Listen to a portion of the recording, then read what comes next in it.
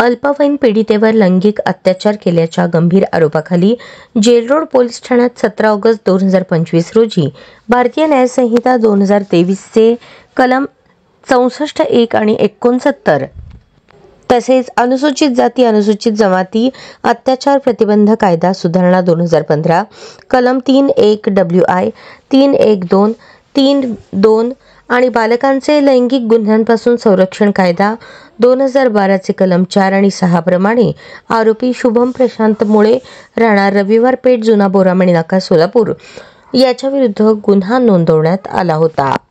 फिर्यादीने आपल्या जबाबात नमूद केले आहे की आरोपी शुभम मुळे याची ओळख इंस्टाग्रामद्वारे झाली होती। त्यानंतर त्यांच्यात मैत्री झाली। आरोपी पुणे येथे डिलिव्हरी बॉय म्हणून कार्यरत असून सुट्टीच्या काळात तो सोलापुरात येत असे। 14 जून रोजी आरोपीने फिर्यादीस आपल्या घरी नेऊन तिच्या इच्छेविरुद्ध शारीरिक संबंध प्रस्थापित केले। काही दिवसांनी फिर्यादीस अस्वस्थ वाटू लागल्याने श्री छत्रपती शिवाजी महाराज सर्वोपचार रुग्णालय सोलापूर येथे वैद्यकीय तपासणी केली असता ती 1.5 महिन्यांची गरोदर असल्याचे निदर्शनास आले। त्यानुसार जेल रोड पोलीस ठाण्यात गुन्हा नोंदवण्यात आला। त्यानंतर आरोपी शुभम मुळे याने मेहरबान जिल्हा व सत्र न्यायालय सोलापूर येथे जामिनासाठी अर्ज दाखल केला होता। आरोपीतर्फे वकिलांनी असा युक्तिवाद केला की वरील प्रकरणात तपास पूर्ण झाला असून पुढील पुराव्यांवर तो परिणाम करणार नाही, तसेच तो न्यायालयाच्या सर्व अटींचे पालन करेल।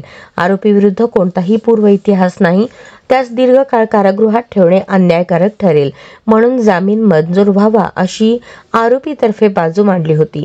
दोन्ही बाजूंचा युक्तिवाद ऐकल्यानंतर जिल्हा व सत्र न्यायाधीश DN सुरवसे यांनी 15 ऑक्टोबर 2025 रोजी अटकेतील आरोपी शुभम प्रशांत मुळे यास सशर्त जामीन मंजूर केला। या प्रकरणात आरोपीतर्फे advocate Kadir Auti, advocate Dattatray Kapure, advocate Vaibhav Bonge, advocate Paigambar Sayyad, advocate Omkar Phadtare, advocate Moin Pathan, advocate Shivratna Wagh, advocate Rohit Thorat, advocate Abhishek Nagtilak, advocate Twarita Wagh, advocate Ajay Waghmare, advocate Shivani Pawar, advocate Salamat Patel यांनी काम पाहिले, तर सरकार पक्षातर्फे ॲडव्होकेट कुलकर्णी यांनी काम पाहिले।